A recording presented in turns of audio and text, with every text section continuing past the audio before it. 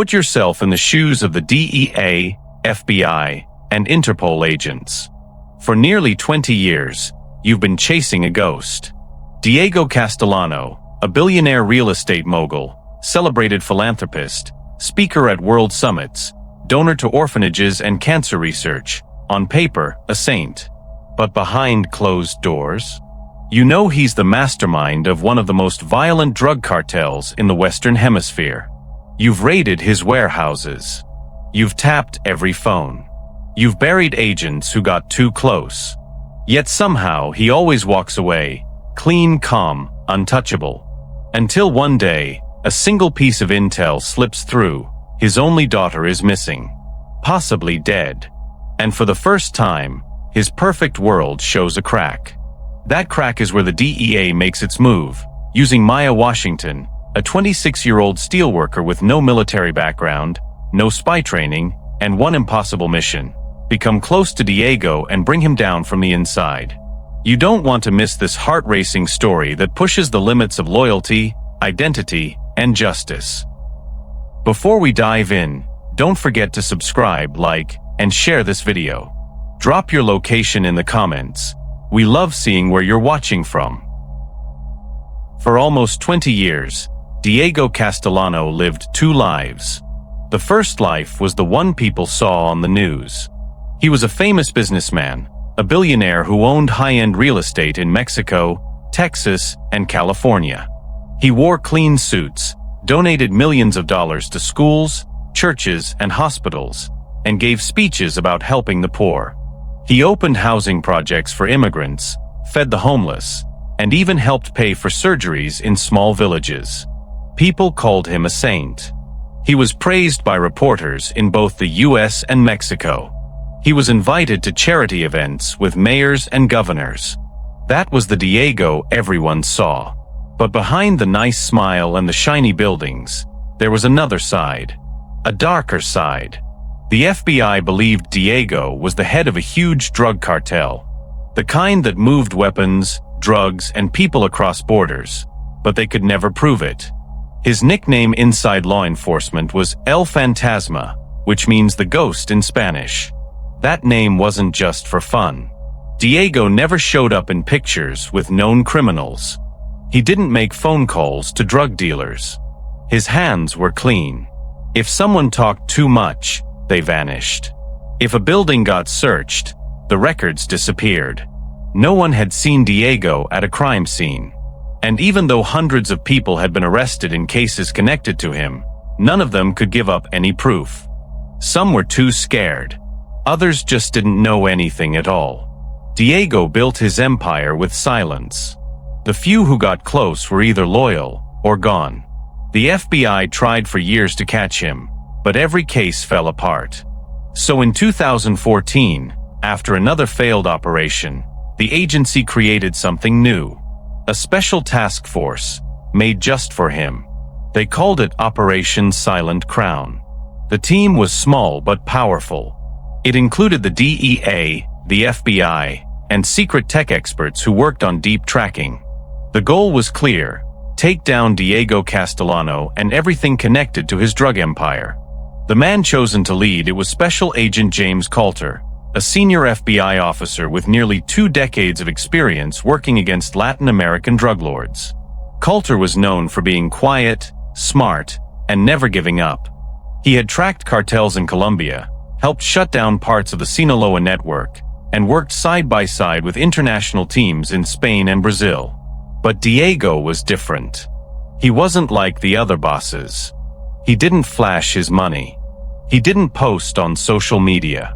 His operation was buried inside real businesses. And even though the FBI suspected him for years, they couldn't find one piece of solid proof. Coulter believed Diego wasn't just running things in Mexico and the US. He was stretching his network into Europe too. One area of interest was Russia. The FBI noticed that Diego's companies had strange partnerships with some engineering firms based in Moscow. There were hidden payments, ghost employees, and false shipping documents. They also found odd travel records between Russian ports and construction sites in North America. It didn't add up. Real estate isn't supposed to need supply chains from Eastern Europe. Coulter believed that drugs and weapons were being smuggled through the real estate projects. But once again, the team had no solid evidence. Every time they followed the trail, it went cold. Every time they tried to flip a witness, they disappeared. It was like chasing smoke in the wind. But then, in early 2021, something changed. Something strange. A quiet whisper came through a dark corner of the internet. The FBI had been monitoring private communication channels used by cartel contacts and middlemen. In one of these secret forums, a message popped up from someone claiming to be a fixer in Russia. The message was simple, but powerful. It said, El Fantasma's daughter. Missing. Possibly dead. Moscow. Rumors say hit by rivals.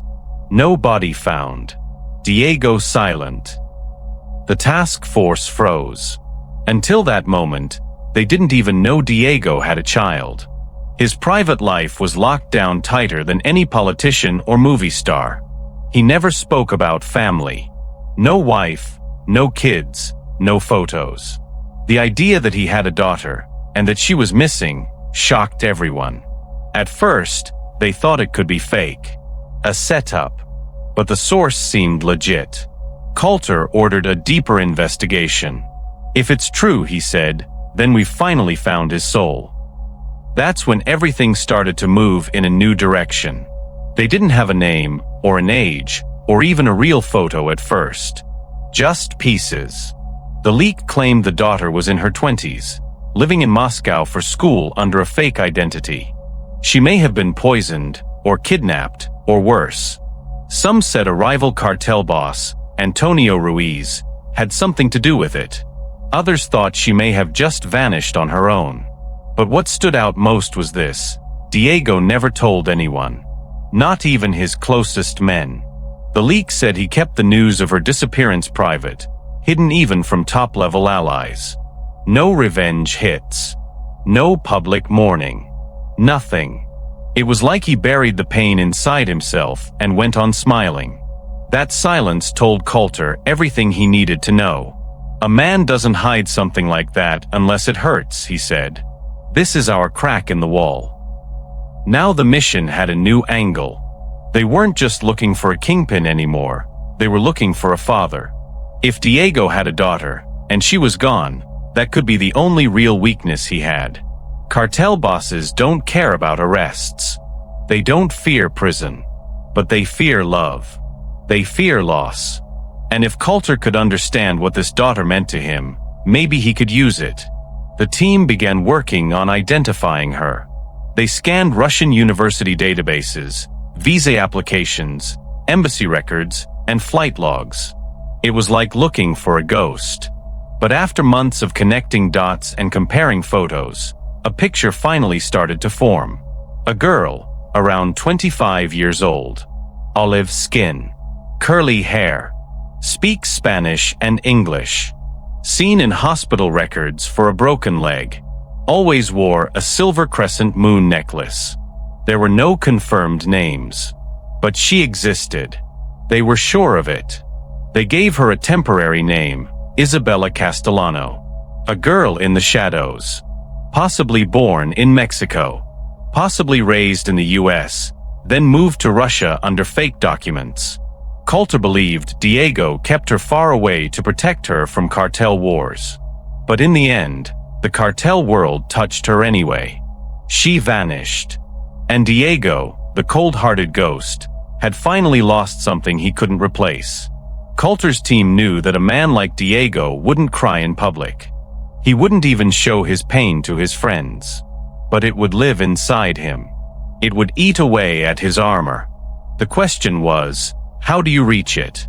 How do you use that pain to open a door that's been locked for 20 years? That's when the wildest idea of the whole operation came to life. It sounded crazy, risky, but it just might work. What if, Coulter said, we bring her back? His voice made the room fall silent. Everyone stared at him. Not the real girl, he continued. She's probably gone. But someone who looks like her. Someone we train. Someone who can walk into Diego's world and make him believe, even for a moment, that she came back. At first, the idea sounded like something out of a spy movie, but the more the team talked about it, the more it made sense. They didn't have a way to break into Diego's world through business or money, but maybe they didn't need to. Maybe all they needed was an emotion trigger. A lady who has a striking resemblance with his missing daughter. A second chance. If they could find someone who looked like Isabella, someone with the same skin, same eyes, same birthmark, and train her well enough, they might trick the ghost into letting down his walls. Who knows? He may decide to take her in as a form of closure. It would be the most dangerous undercover operation in years, but it might be the only way. They couldn't arrest Diego based on rumors. They couldn't rely on tech alone. But if they could get someone close enough, if he believed she was his daughter or a lost relative, he might invite her into his private life. And in that world, she could see things no wiretap could find. She could access accounts, hear names, attend secret meetings. And when the time was right, she could bring the whole house down from the inside. It was risky.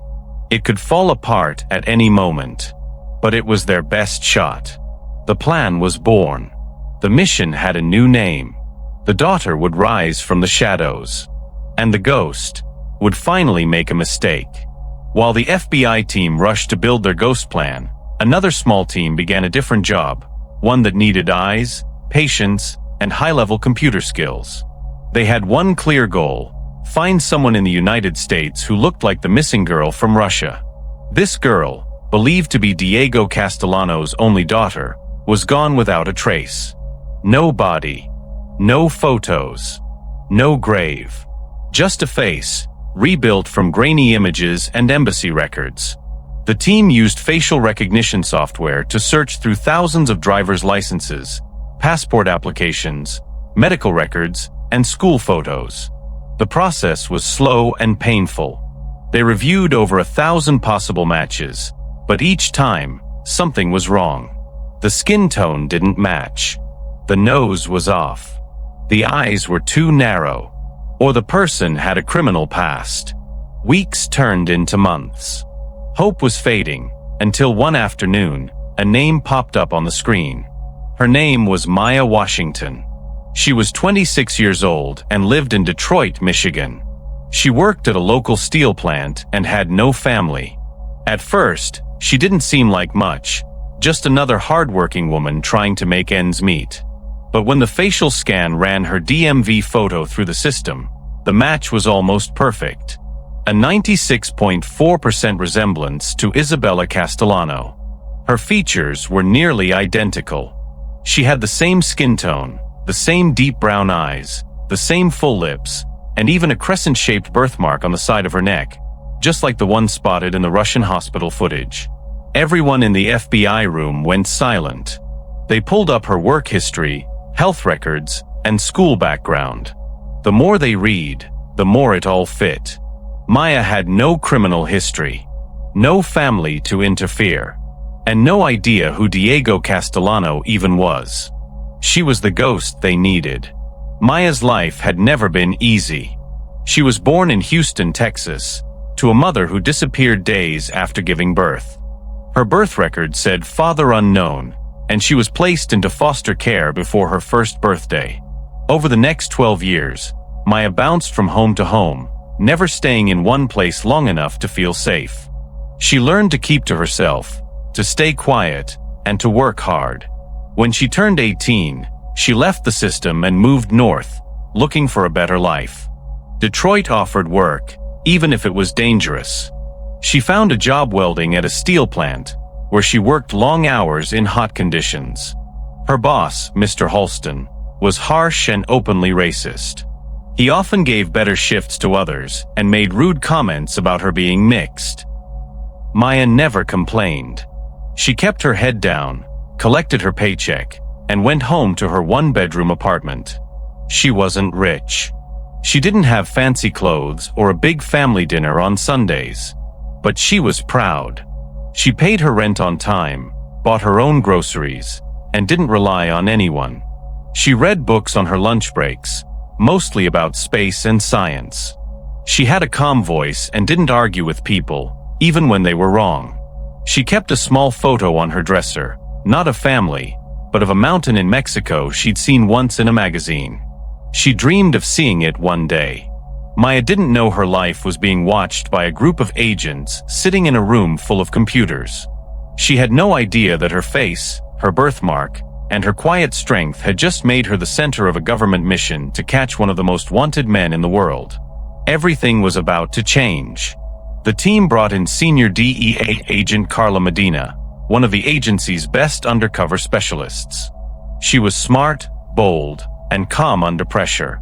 Carla had worked dozens of deep cover missions, including cases in South America and Europe. She knew how to prepare a person for the kind of mental and emotional test that undercover work brings. But even for her, this was different. Maya wasn't a trained agent. She wasn't a soldier or a spy. She was just a welder from Detroit with no family and no idea what kind of world she was stepping into. Carla read the file 3 times before she spoke. "We don't need a fighter," she said. "We need someone who can look Diego Castellano in the eyes and not blink. This girl might be it." Carla flew to Detroit under the cover of a veterans outreach program. Her mission: recruit Maya without telling her too much too soon. Maya met Carla at a job fair. Carla wore a sharp navy suit and introduced herself as a program director offering scholarships to underprivileged young adults in skilled trades. She said Maya had been nominated for a fast-track training opportunity with full pay, free housing, and a travel bonus. Maya was suspicious at first. She'd never been offered anything like that before. But when Carla handed her the acceptance letter and asked nothing in return, Maya decided to take the chance. Within a week, she left Detroit and was flown to a private training facility in Virginia. What she didn't know was that this was a classified federal site, and she was now part of Phase 1 of Operation Silent Crown. Her old life was over. No more steel plant. No more Mr. Holston. From here on out, Maya Washington would be trained to become someone else entirely, the daughter of a ghost. The training was intense.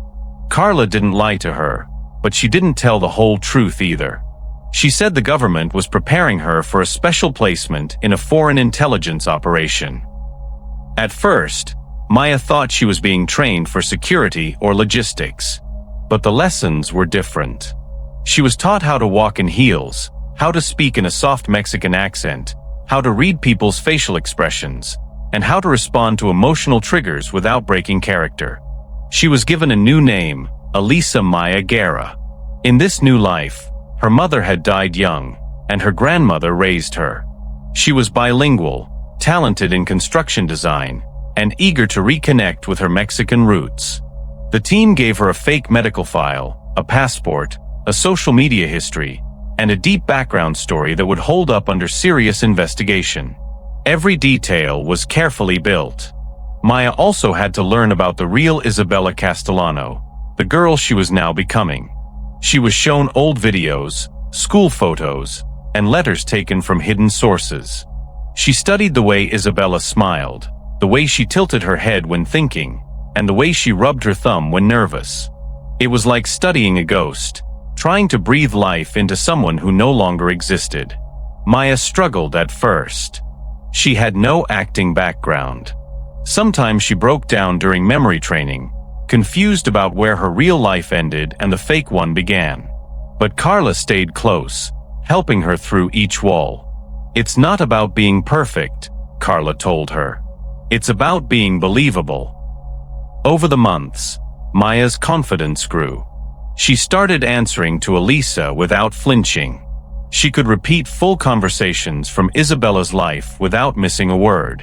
She was becoming the daughter Diego Castellano might recognize, or even believe was real. The final phase of training was the most dangerous. Maya had to learn how to behave around men like Diego, powerful, suspicious, and dangerous. Carla taught her how to stay calm under pressure, how to answer personal questions without giving away too much, and how to deflect suspicion with emotion. Maya was trained in basic surveillance, how to wear hidden microphones, how to memorize codes, and how to pass intel without being noticed. Every move she made had to look natural. There would be no backup team inside Diego's world. No one to save her if she slipped. This was not a drill. If she failed, she would vanish like the others. Maya understood that now. She didn't just have a new name. She had a mission. A purpose. For the first time in her life, she wasn't just surviving. She was standing at the edge of something that could change everything, or destroy her completely. Finally, after nearly 10 months of training, Maya was ready. Carla and the team placed her into the database of a fake hiring agency linked to one of Diego Castellano's US-based companies. The company was called Castellano Construction Group, and one of its hubs was in Atlanta, Georgia. It looked like a normal business on paper, but the FBI had tracked suspicious activity around its warehouses and transport trucks for years. They believed drugs were being moved through the construction equipment and that the company was one of Diego's key U.S. fronts. Maya was added to a group of hired contractors working on a commercial site just outside the city. She was listed as a junior site inspector with a background in welding and structural design. Just enough truth to keep her comfortable, just enough fiction to get her close. Her new apartment was already set up. Her uniform was pressed. Her ID badge was clean. She was now inside Diego Castellano's world. It was a hot Thursday afternoon when Diego Castellano arrived at the Atlanta construction site. The workers didn't expect him to show up. He rarely visited job sites in person. His name was on the company, but he usually sent his managers or handled things through video calls. That day, he stepped out of a black SUV wearing a dark blue suit with no tie. He had 2 guards with him, but they stayed back. Diego walked slowly through the job site, nodding at workers and pointing at unfinished corners of the building. The foreman was nervous. Everyone worked harder when the boss was around. Maya Guerra was reviewing steel measurements near the south corner of the site when she felt someone staring at her. She looked up. Diego was standing still, about 30 feet away, staring straight at her face. He didn't blink. He didn't move. He just stared, as if he had seen a ghost. Diego didn't speak at first. He tilted his head slightly and looked at Maya the way someone stares at a photograph they haven't seen in years. Her stance, her dark curly hair, her calm expression, and especially the crescent-shaped birthmark on her neck, it was all too much. It reminded him of someone he thought he had lost forever. Diego's guards noticed his pause but didn't interrupt. He slowly walked toward Maya, who kept her face neutral, just as she had been trained. She gave a polite smile and nodded, pretending not to notice his intense look. "What's your name?" Diego finally asked. His voice was low and smooth. "Elisa Guerra," Maya answered. "Junior Inspector, sir." Diego stared longer, then nodded slowly. "Have we met before?" he asked. Maya shook her head gently. "I don't think so, sir." Diego gave a faint smile, one that didn't reach his eyes, and walked away. But he kept looking back. Back in the surveillance van 2 blocks away, Special Agent James Coulter and Agent Carla Medina sat in silence. They had watched the whole interaction through a tiny hidden camera placed in Maya's safety helmet. It had a mic too, so they heard every word. Coulter leaned forward and whispered he saw her. Carla nodded. "More than saw her," she said. "He felt her." They didn't celebrate. This wasn't a win yet. It was just the beginning of the most dangerous part of the plan. Diego Castellano wasn't stupid. If he suspected a trap, he would disappear. But the way he looked at Maya told them everything. He believed there was a chance. A chance that his daughter might be alive, or that this woman was connected to her somehow. They didn't know how he would act next. But one thing was clear. Diego Castellano was no longer in control. He was haunted. The very next day, Maya was called into the site office. A man in a gray suit handed her a business card and said Mr. Castellano wanted to meet with her privately. The card had the address of a rooftop lounge at a fancy hotel downtown. That night, Maya arrived wearing a plain black dress and a jacket. She was nervous, but calm. She had practiced this moment over and over. Diego was already sitting at a table in the corner, sipping water. He stood when she walked in and gestured for her to sit. "Tell me about yourself," he said. "Where are you from?" Maya gave her cover story. Born in Texas. Raised by her grandmother. Learned welding from a community program. Nothing too detailed. Diego watched her every move. "Do you speak Spanish?" he asked. She nodded. "Un poco, señor. I'm still learning." He smiled gently. "You remind me of someone," he said. Over the next 2 weeks, Diego kept calling Maya for small meetings. Coffee breaks. Walks around the property. Dinners in quiet restaurants. He never pushed too hard. He just observed. He asked questions, not just about her work, but about her memories, her childhood, and her dreams. Maya always kept the answer simple, like she had been trained. Sometimes she would act confused when he stared too long. Other times, she would show shy gratitude when he complimented her. "You have good instincts," he told her once. "You listen more than you speak." Diego was a careful man. He didn't trust easily. But something in him started to break. He showed Maya a photo once, a young girl standing on a dock in Mexico. "She had your eyes," he said. Maya just smiled gently.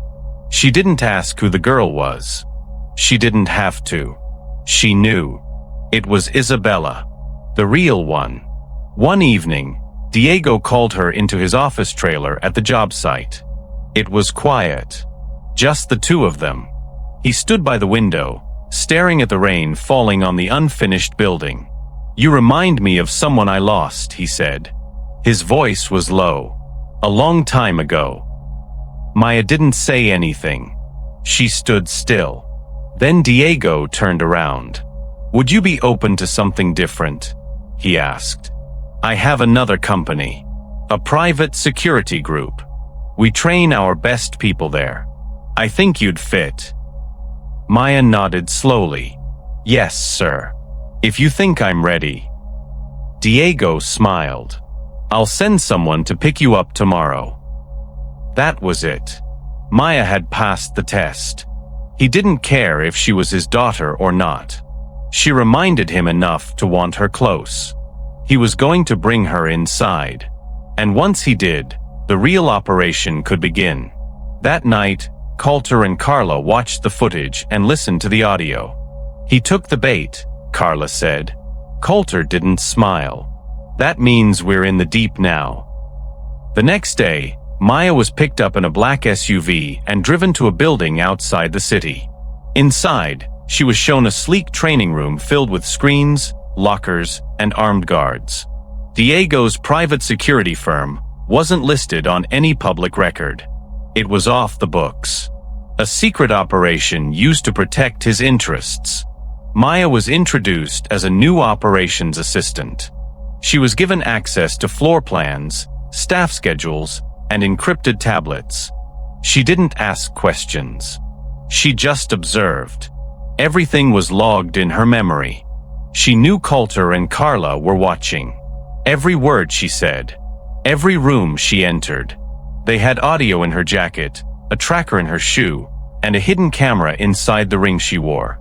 As days passed, Diego grew more comfortable. He began taking Maya to places only trusted people saw.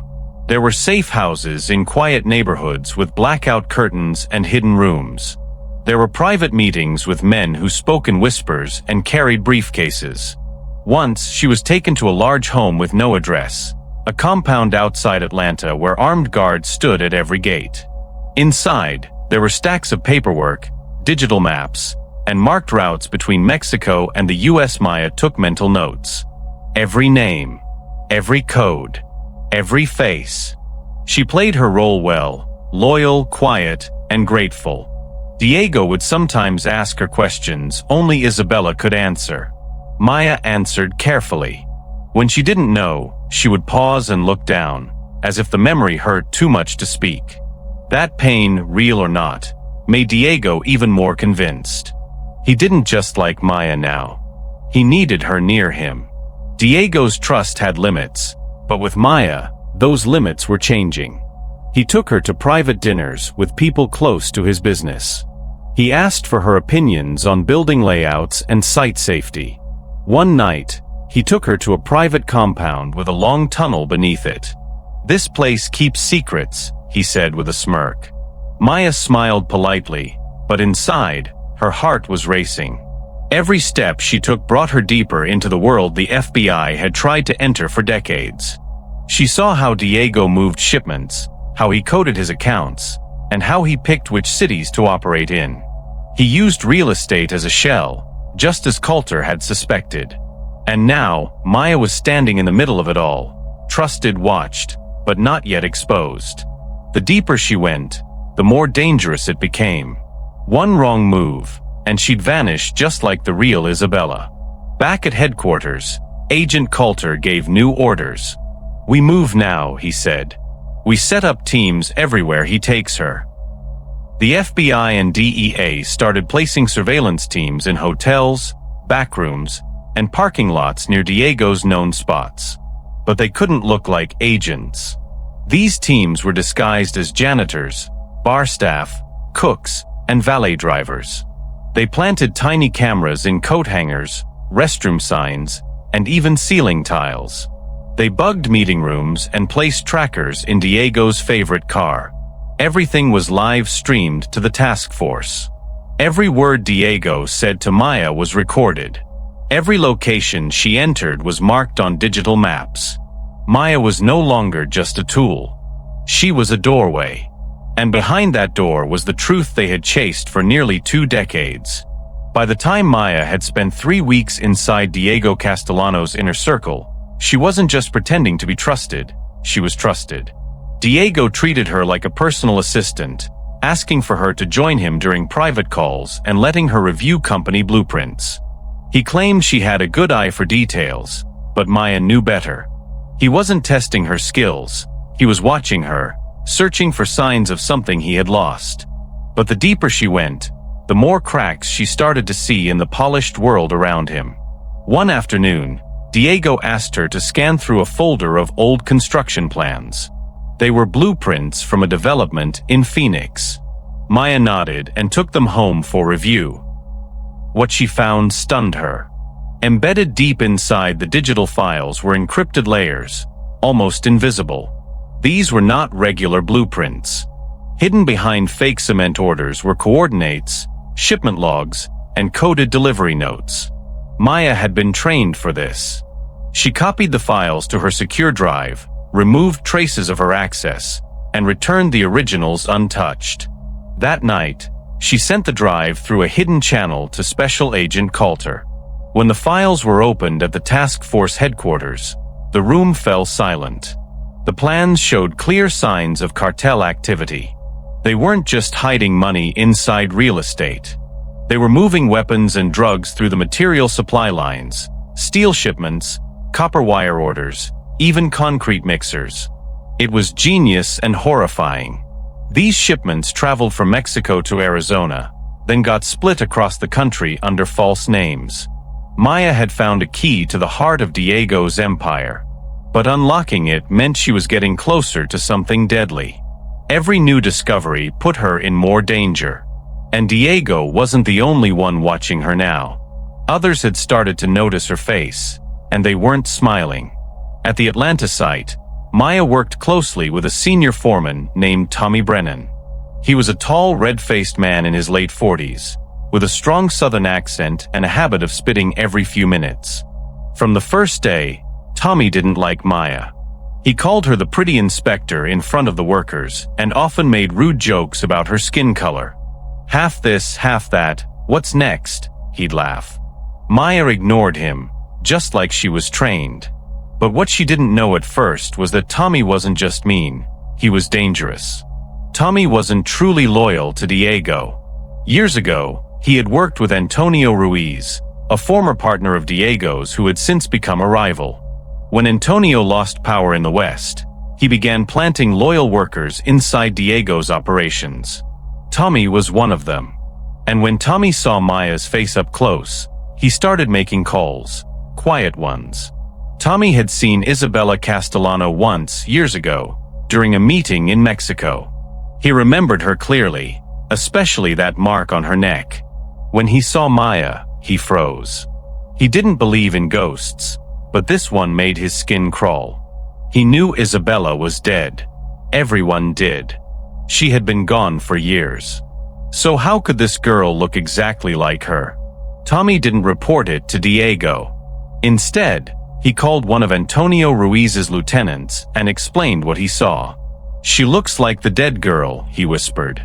"And Castellano is acting like she's family." Antonio didn't laugh. He didn't even speak. He just hung up. Tommy took that as a sign to dig deeper. He started watching Maya more closely. He checked her ID, followed her after work, and once even took photos of her car. What he didn't know was that the FBI surveillance teams had already marked him as suspicious. At the same time, Maya was getting deeper into the files hidden across Castellano's companies. She discovered strange shipping invoices that didn't match any of the physical supplies arriving at sites. One file listed 10 pallets of floor tiles being shipped to a Miami project, but there were no floors being built there. When she checked the warehouse later that week, she saw crates being opened, and inside were sealed silver packages, not building supplies. This wasn't a mistake.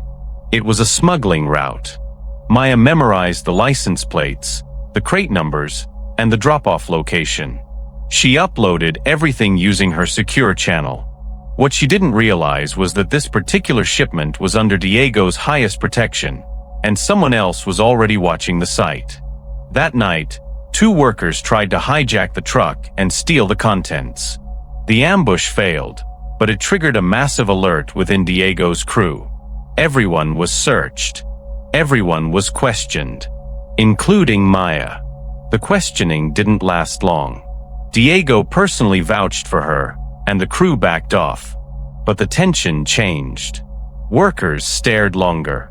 Conversations stopped when she walked into rooms. Tommy Brennan watched her with narrowed eyes, and even some of Diego's loyal lieutenants seemed nervous. One of them, a quiet man named Jorge, once pulled Maya aside and whispered, "You shouldn't be here." Maya asked what he meant, but Jorge just walked away. Later, she found out Jorge had known Isabella Castellano. He had helped drive her to the airport the year she left for Russia. When he saw Maya, he didn't smile. He turned pale. Some people started thinking she was a cousin. Others thought Diego had found a long-lost family member. But no one dared say the truth, that she looked too much like the dead girl. That was the fear in the air. And in fear, people talk, people watch, and people make mistakes. Carla Medina knew Maya was in danger. The further she went into Diego's world, the more unstable things became. One night, Carla broke protocol and called Maya directly through a scrambled line. "You need to slow down," she said. "You've sent more intel in 3 weeks than we've gathered in 3 years. That's good, but it's loud. People are looking at you now." Maya understood. But she also knew that any delay might close the door forever. Diego was still trusting her. That window wouldn't stay open long. "I'll be careful," Maya replied. "But we're closer than we've ever been." Carla didn't argue. She just sighed and said, "Watch Tommy. He's not what he seems." Maya nodded. She already knew Tommy was watching her. What she didn't know yet was just how far he was willing to go. Because Tommy had started doing his own digging, and what he found would soon put everything at risk. Tommy managed to hack into a background check software using a contact from Antonio Ruiz's side. What came back shocked him. The name Elisa Guerra showed up in public records, but her digital trail began less than a year ago. No school history. No hospital visits.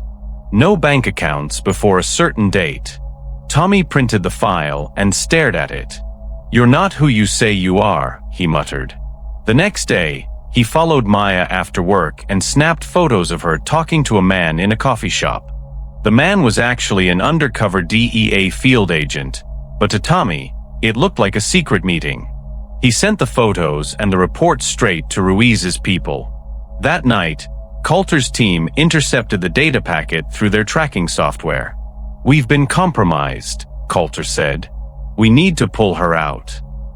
But Carla shook her head. "Not yet. She hasn't finished. She hasn't reached the vault." Maya didn't know how close she was to exposure. She just kept moving. She placed new bugs inside Diego's office wall, planted a tiny mic under the dashboard of his car, and slipped tracking chips into 3 briefcases used in cartel meetings. She memorized every new code word and sent it back to the team. But she also began to feel it, the pressure. She was sleeping less, jumping at loud sounds, and starting to blur the lines between her fake identity and her real self. Sometimes she looked in the mirror and forgot her name. She would dream about Diego calling her Mija, and waking up confused. In one dream, she heard Isabella's voice whispering, "He'll find out." Maya knew it wasn't real, but the fear felt real. And the fear was growing. So was the sense that something was building, something big. She had seen enough to know that Diego was planning something soon. Carla Medina met with Coulter in the surveillance van late that night. "She's too deep," Carla said quietly. "She's in places we never expected. She's seeing things even we didn't think existed. But she's not sleeping. Her eyes are changing. She's carrying this alone." Coulter nodded. "She's a civilian," he said. "We can't forget that." Carla stared at the screen where Maya's face was frozen in black and white footage.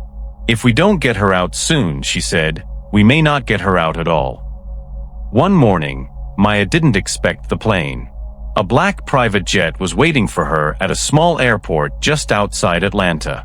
The driver told her nothing except, "You're going somewhere special." Maya kept her calm, smiled, and boarded the jet. Inside, the windows were tinted, the seats leather, and a small envelope was left on the table beside her seat. It only had 5 words written on it: Oaxaca. Bring nothing. Trust me. Maya's heart raced. Oaxaca was in Mexico. This meant Diego was ready to take her deeper into his life, into his memories. She put on her seatbelt and closed her eyes. The flight lasted 4 hours. When the jet landed, there were no reporters, no flashing cameras. Just open land, mountains in the distance, and a black SUV waiting for her. 2 guards stood by the car. One opened the door and said, "Senor Castellano will meet you at the estate." The drive took almost an hour, winding through hills and past old farms. At last, the SUV pulled into a gated property. The estate was large, old, and covered in vines. A group of staff came out to greet her, all dressed in white. Inside, everything was quiet.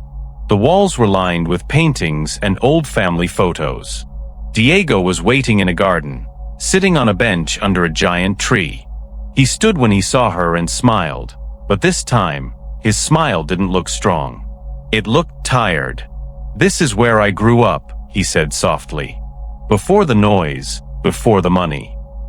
Maya walked beside him through the garden paths, listening as he spoke about the land, the trees, and how he used to climb the fence to catch rabbits as a child. He seemed softer here, less like the feared drug lord and more like a man trying to remember who he used to be. After lunch, Diego led her to a quiet part of the house. The hallway was dark, and the doors were all closed, except one. He opened it slowly and stepped aside. "This was her room," he said. Maya walked in. The room was clean, untouched. A pink blanket lay across the bed.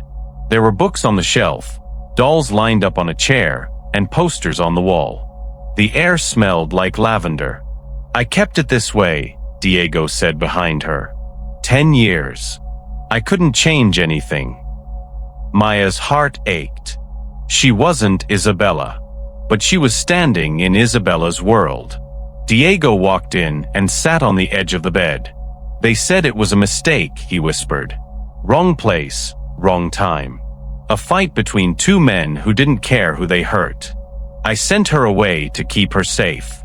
And I failed. He put his head in his hands and didn't speak for a long time. Maya sat beside him, unsure what to say. She had seen Diego's strength, his power, and his secrets. But now she saw something else. Grief. Real grief. Tears slid down his face, and he didn't wipe them away. He reached into a drawer and pulled out a photo. This is the last one we took together, he said. In the picture, a teenage girl smiled next to him on a beach. Her eyes were bright, her arms around his neck. Maya felt a strange pain in her chest. For a moment, she forgot the mission. She forgot the bugs, the agents, the code words. She only saw a father who had lost a daughter. Diego looked at her and smiled. You don't have to say anything, he said. I know you're not her. But being around you makes me feel like I have one more chance to protect something. Maya didn't reply. She couldn't. Later that night, after Diego went to his room, Maya went to work. She put on her gloves and pulled out the tiny kit hidden in her travel bag. First, she took fingerprints from the old bedroom door, the drawer, and the lamp switch. Then she walked into Diego's study, where he kept his private phone and tablet. The room had no cameras. She had 5 minutes. She used a small data extractor to pull files from the phone, messages, contact lists, and location history. Then she found a leather notebook tucked under a drawer. It had names. Dozens of them. Some were crossed out, others had symbols next to them. These were lieutenants, partners, and likely enemies. Maya took photos of every page and slipped the book back into place. She sent the data through her hidden satellite device, which was disguised as a hairbrush. By the time she finished, her hands were shaking. The next morning, Diego invited her for a walk before breakfast. They climbed a hill behind the house and looked over the estate. I've made a decision, he said quietly. I'm getting old. I can't run everything forever. I've built enough. I want to rest. Maya didn't speak. She waited. I want you to take over my U.S. operations, Diego said. Not today. Not tomorrow. But soon. Maya turned to him, eyes wide. Me?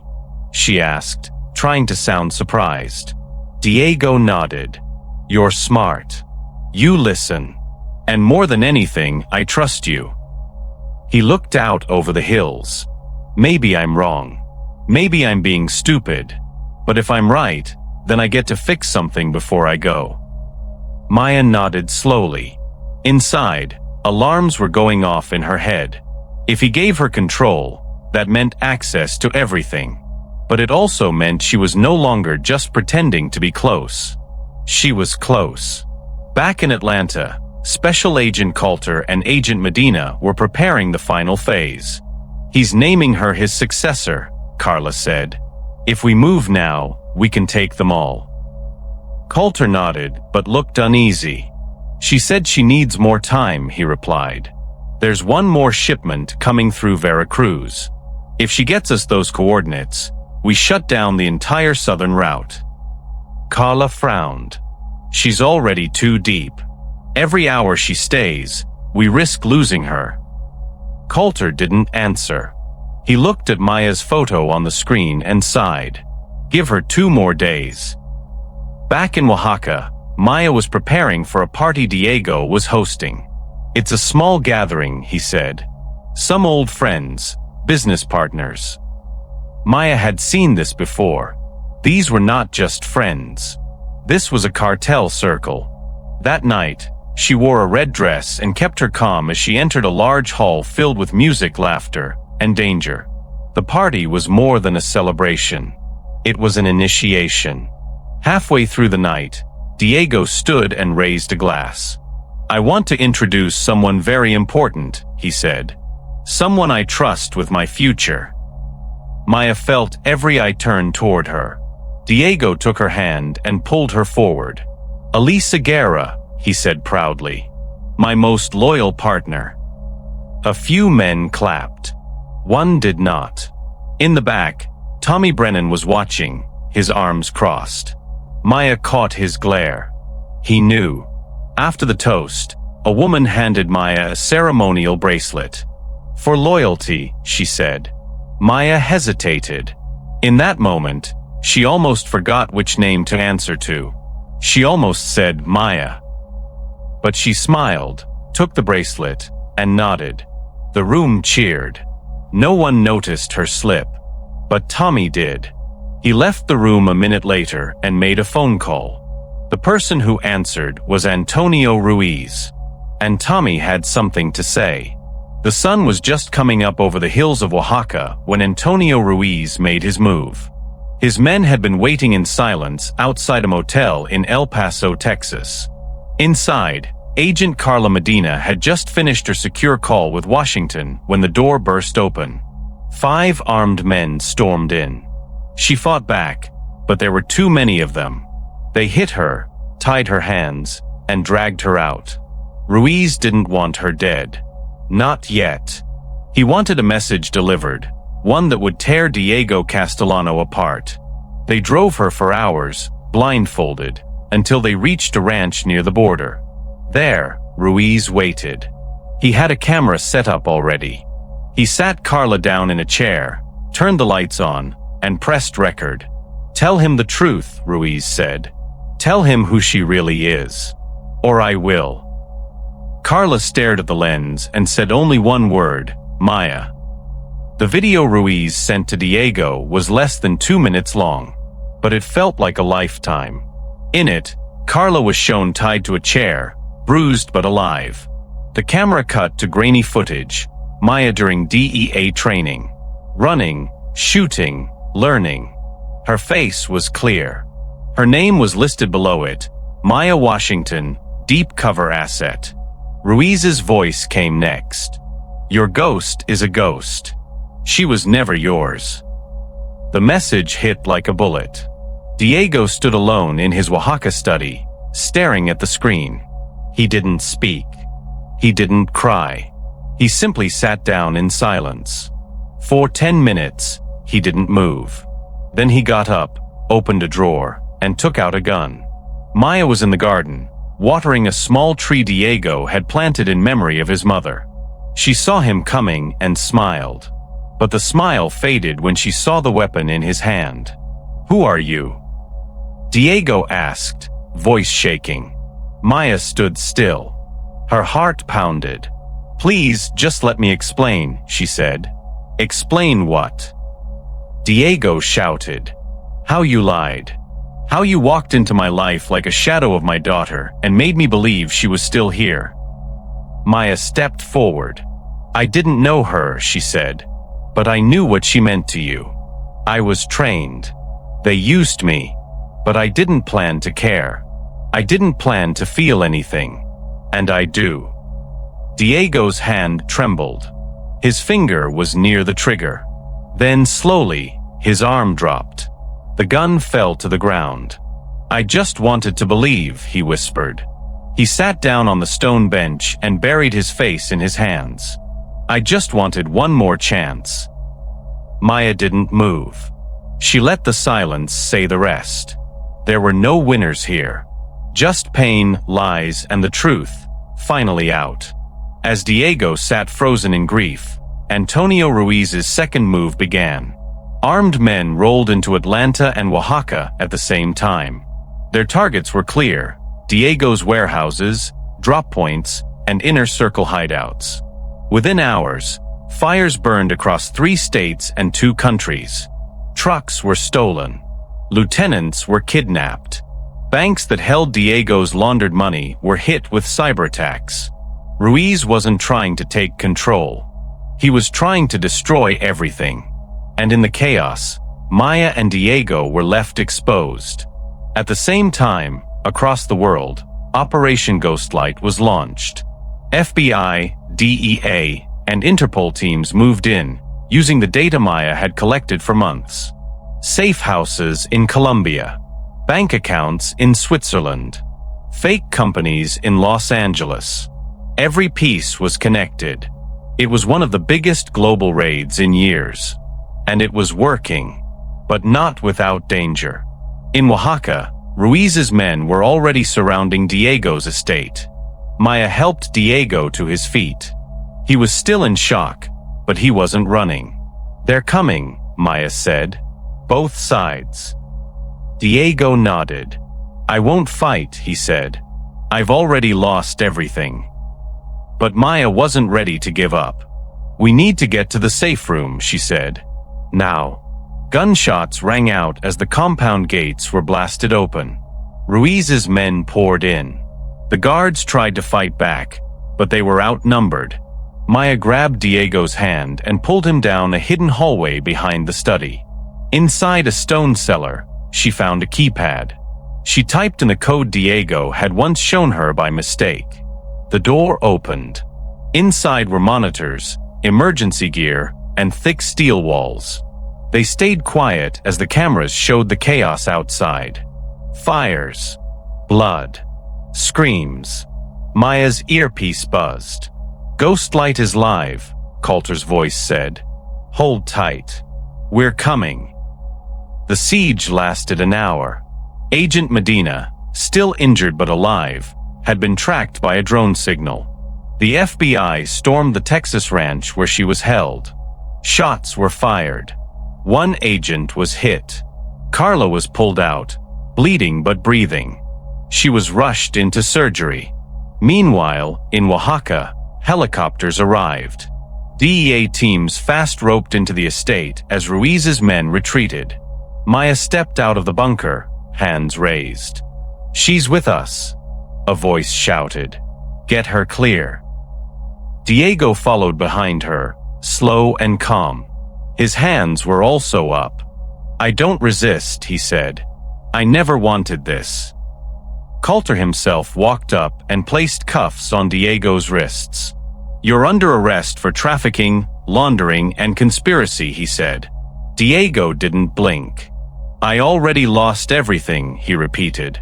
"Do what you must." As they led him away, Maya stood still. She looked around at the smoke, the blood, the broken glass, and felt nothing. The news spread faster than anyone expected. Within 24 hours of Diego Castellano's arrest, every major headline across the US and Mexico carried his name. The Ghost King falls, read one paper. Another called it the end of a legend. Operation Ghostlight was declared a success by the FBI, the DEA, and Interpol. Over 52 high-ranking cartel members were captured across 6 countries. More than $1.3 billion in dirty money, properties, weapons, and assets were seized. Hidden tunnels, smuggling routes, bank accounts in false names, all exposed. Every agency praised the result, but the face of the agent who had made it all happen was never shown. Maya Washington didn't exist in the official report. Her photos were removed. Her file sealed. Her true name, Luna Ramirez, was buried behind layers of security. No one outside the agency would ever know who took down one of the most powerful criminals in the Western Hemisphere. Luna sat across from Special Agent Coulter during her final debriefing. She wore a gray hoodie and jeans. No badge. No gun. Just a tired face and quiet eyes. "You did more than we asked," Coulter said. "You saved lives. You saved us all." Luna gave a small nod. "What happens now?" she asked. Carla Medina, sitting beside Coulter in a wheelchair with her arm in a sling, looked at her with a faint smile. "Now you rest, heal, and decide what kind of life you want." Luna didn't reply. She stared out the window. She didn't want press interviews. She refused the medal ceremony. The director himself offered her a fast-track promotion. She turned it down. "I did what I had to do," she said. "That's all." Coulter signed the final clearance forms and handed her a sealed envelope. "In case you ever need to disappear for real," he said. Luna didn't even look inside. She just pocketed it and stood. Back in Mexico, Diego Castellano pled guilty to every charge. There was no trial. No statement to the public.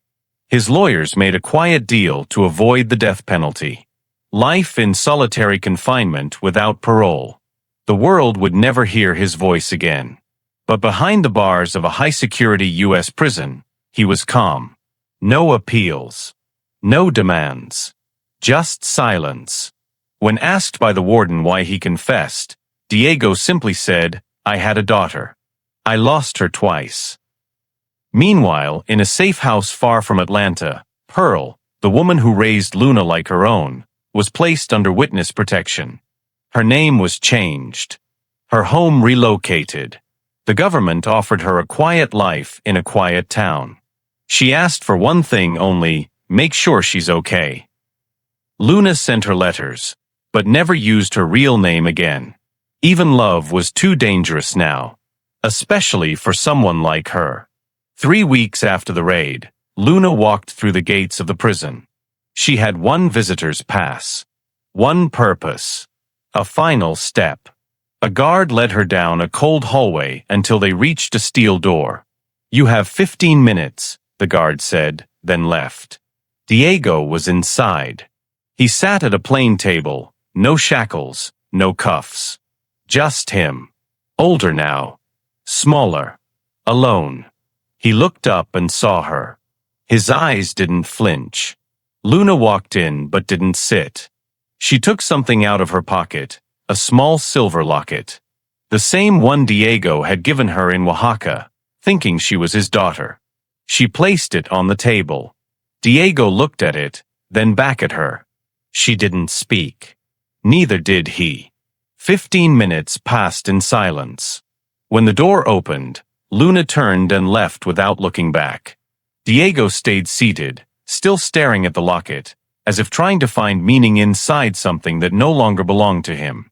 Luna left the prison without a word. Outside, the sun was setting, casting long shadows across the parking lot.